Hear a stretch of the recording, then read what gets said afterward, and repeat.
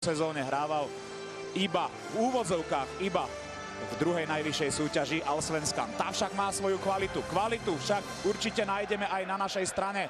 Držíme palce našim hráčom, aby zahodili za hlavu ten včerajší zápas. Ako to povedal Tomáš. Pokušenia zastavený. Na modrej čiare Radivojevičová prihrávka. Sersen vypálil okamžite. Ešte môže páliť surový gól! Vedieme 1-0.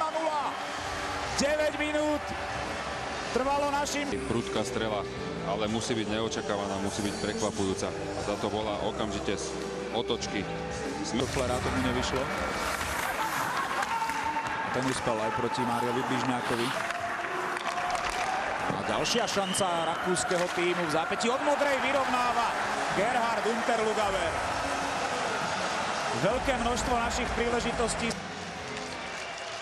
Ten je úspešnejší skôr v tých predbránkových dorážkach, ale dokáže premieňať nájazdy a nechytateľne zavesil do ľavého horného.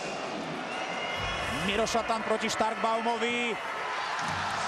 Puk neprešiel do bránky a v tejto chvíli je koniec. Prehrávame s Rakúskom po samostatných nájazdoch 1-2.